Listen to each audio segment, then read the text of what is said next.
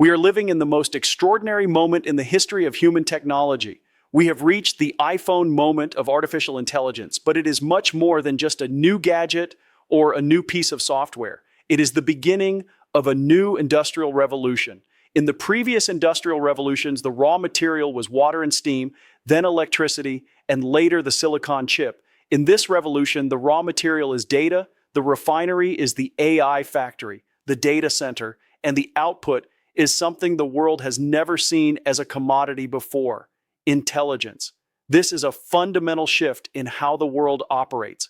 For the last 60 years, we have been in the era of general-purpose computing. You wrote a program, a CPU executed it one instruction at a time, and we reaped the benefits of Moore's Law. But that era has reached its physical limit.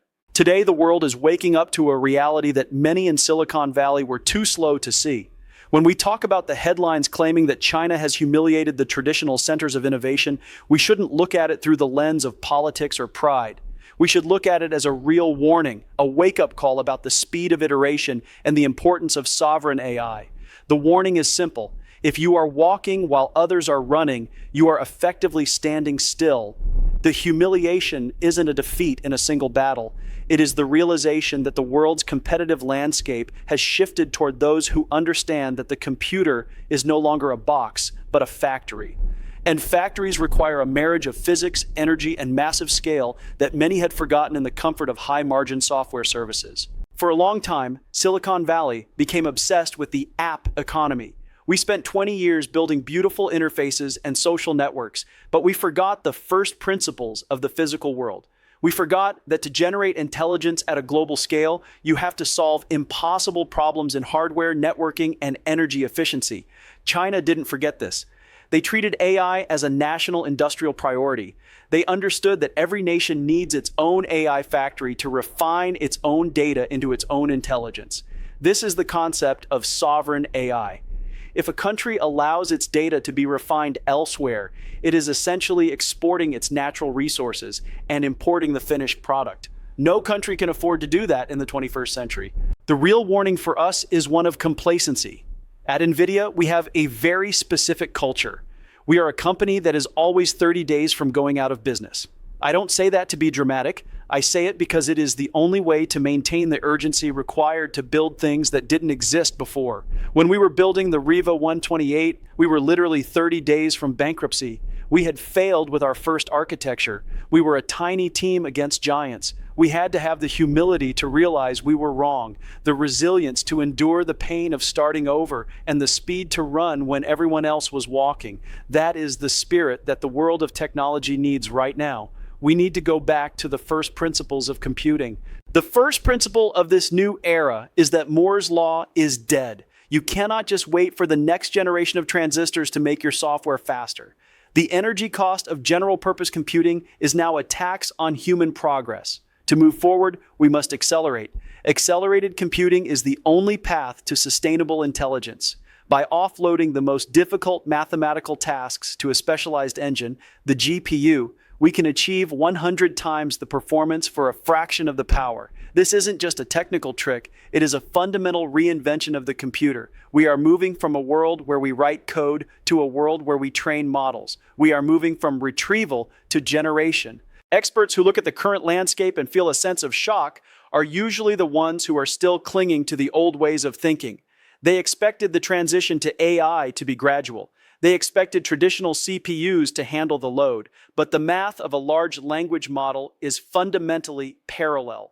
It is a social animal of data that needs to be processed all at once. If you try to run the future on the architecture of the past, you will underperform.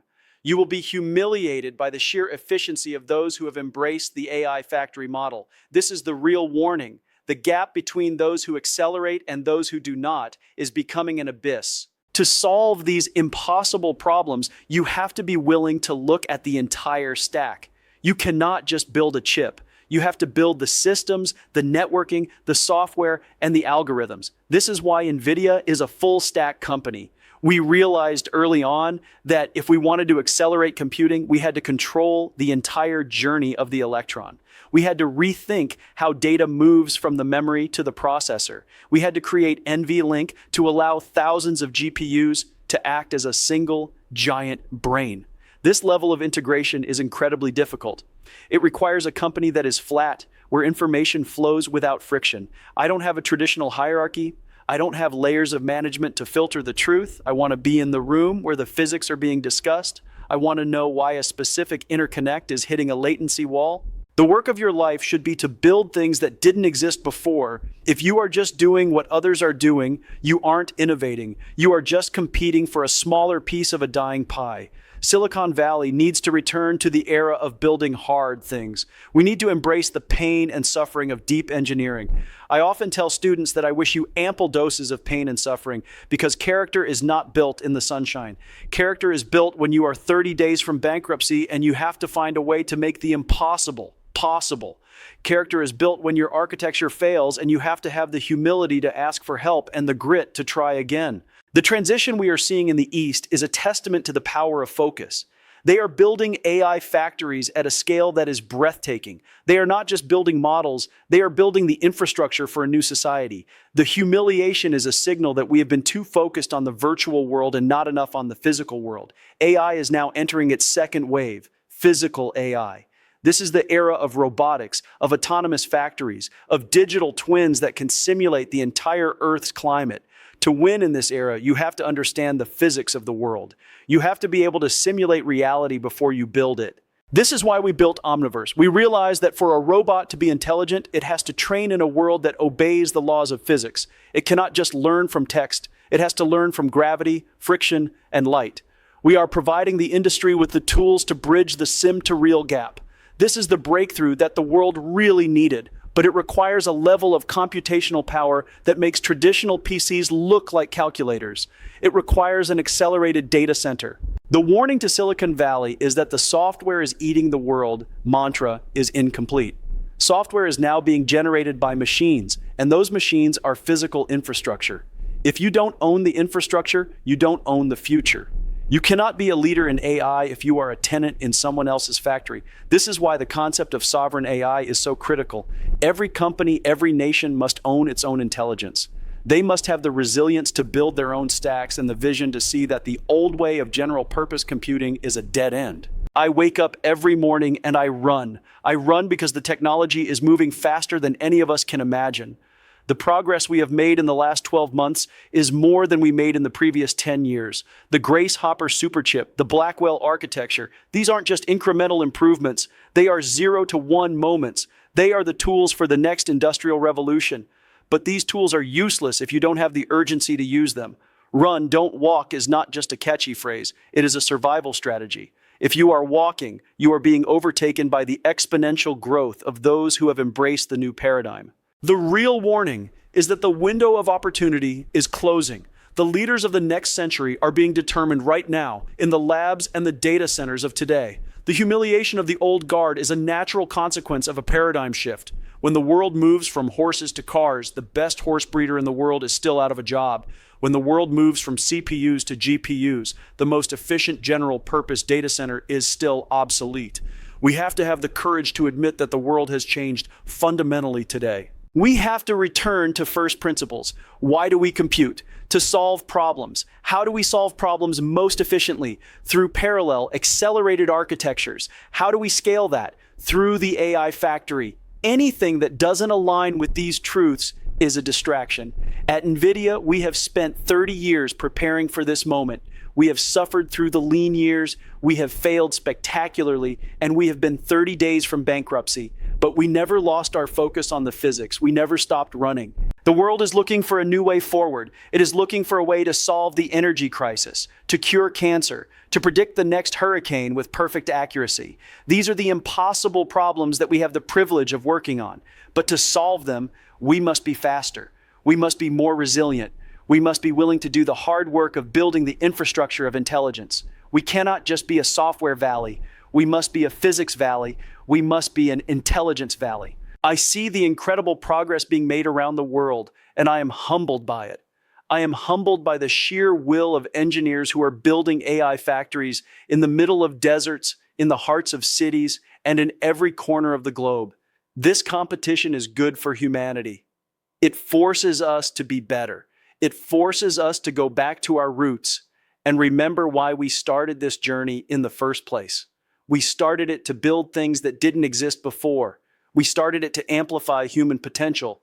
The humiliation is only a warning if you refuse to learn from it. If you take it as a signal to run faster, to work harder, and to go back to first principles, then it is the greatest gift you could receive.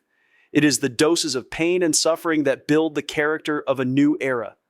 We are building a future where intelligence is abundant, where it is a utility like electricity, and where every person on the planet has access to the tools they need to change the world. This access, this democratization of intelligence is the most powerful force we have ever unleashed, but it demands a level of responsibility and speed that we are only just beginning to appreciate.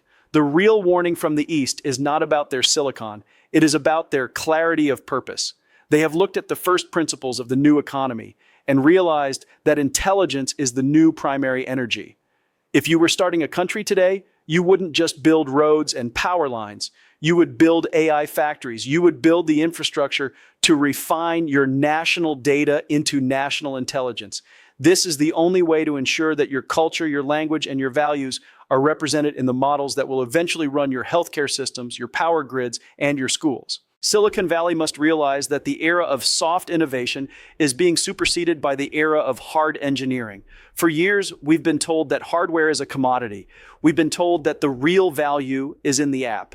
But the app is just the interface. The real value is the intelligence that powers the app, and that intelligence is built on a foundation of physics. When we designed the Blackwell architecture, we didn't just think about how to make a faster GPU. We thought about how to build a system that can handle the massive parallel complexity of the entire world's data. We had to rethink the cooling, the power delivery, and the networking. We had to solve problems that were previously thought to be impossible, because we knew that if we didn't, the entire AI revolution would hit a wall. The performance of our systems is a direct result of this full-stack thinking. Experts expected us to hit a ceiling with Moore's Law, but they forgot that we aren't just a chip company. We are a systems company. We are a software company. We are a networking company. By controlling every layer of the stack, we can find efficiencies that others miss. This is why we have a flat structure. I need my software engineers to be in constant conversation with my hardware architects. I need them to understand the first principles of the math and the physics so they can build a system that works in harmony. In a traditional siloed company, the hardware team builds a chip and the software team tries to fix it later. That is the old way. That is the way of the general purpose era. In the accelerated era, the hardware and the software are one and the same. This is the warning to the old guard. Your silos are your greatest weakness. If you want to run at the speed of AI, you have to be one continuous organism. You have to be willing to kill your own products to reach the next peak. We did this with CUDA. We've done it with our networking. We are doing it right now with our CPUs. We are always 30 days from bankruptcy because we are always betting everything on the future. We are always willing to endure the pain and suffering of a total transition. This is the resilience that the world demands right now. The humiliation the headlines talk about is just the sound of a legacy system being disrupted by a more agile, more focused competitor. I often think about the iPhone moment we are in. But imagine if the iPhone wasn't just a phone, but a factory that could produce anything. That is what an AI data center is. It is a factory of intelligence. And just as the first industrial revolution led to a massive increase in human productivity, this one will lead to a massive increase in human creativity. We are giving every person on the planet the power of 1,000 experts. We are giving a doctor in a remote village the ability to diagnose diseases with the precision of a world-class specialist. We are giving a student the ability to learn any subject in their own language at their own pace with a personal tutor that never sleeps. This is the promise of the technology we are building. But to fulfill that promise, we must be urgent. We cannot afford to wait for the market to mature. We have to create the market. We have to be the ones who solve the impossible problems of safety, of ethics, and of energy. We have to lead by example. This is why NVIDIA is investing billions in green energy for our data centers. We understand that the first principle of intelligence is that it must be sustainable. If the cost of intelligence is a destroyed planet, then we have failed. We are using AI to design better batteries, more efficient solar cells, and safer nuclear reactors. We are using the very tool we created to solve the most existential problems we face. The second wave of AI is here, and it is physical AI. This is the moment when the digital brain meets the physical body. We are building the foundations for robots that can navigate our world, factories that can manage themselves, and autonomous systems that can protect our environment. This requires a scale of simulation that is hard to comprehend. We are building digital twins of the entire world. This is our omniverse. It is a place where we can fail 1 billion times so that we can succeed the first time in the real world. This is how we bridge the sim to real gap. This is how we improve robot development by orders of magnitude. And this is why the industry is finally waking up to the power of accelerated computing. Silicon Valley needs to remember what it was like to be a garage culture. We need to remember the humility of Denny's. We need to remember the grit of the Rival 128. We need to stop looking at the stock price and start looking at the physics. The warning from China is real, but it is not a death sentence. It is a call to action. It is a reminder that the world doesn't care about your past successes. It only cares about what you are building today. It only cares about how fast you are running toward the future. We are entering a world where the distinction between human and machine intelligence will become a partnership. We are building the tools for a new era of human discovery. We are building the architecture for the next century. This is the work of our lives. It is a journey that requires us to be humble enough to learn, resilient enough to fail, and urgent enough to run. We are not just building chips. We are building the future of humanity. I wake up every day and I see the incredible things being built on our platform. I see the researchers curing diseases, the engineers building clean energy, and the students creating things I never could have imagined. This is what keeps me going. This is why I am still 30 days from bankruptcy in my mind, because the stakes are too high to be complacent. The opportunity is too great to be slow. We have to run. We have to solve the impossible. The logic is irrefutable. Intelligence is the most valuable resource in the universe, and accelerated computing is the only way to produce it at the scale we need. Those who embrace this truth will lead the new industrial revolution. Those who ignore it will be the warnings of tomorrow. There is no middle ground. There is no slow and steady in an exponential world. There is only the future, and it belongs to the fast. The future is something we are constructing today, with every transistor, every line of code, and every first principle we defend. It is a future of abundance, of creativity, and of infinite possibility. I am honored to be on this journey with you. I am honored to be building the foundations for the next chapter of the human story. Thank you for being part of this vision. If you're ready to run toward the future of AI and accelerated computing, please subscribe to the channel and hit that like button. It helps us bring this message to more innovators who are ready to change the world. And I really want to hear from you.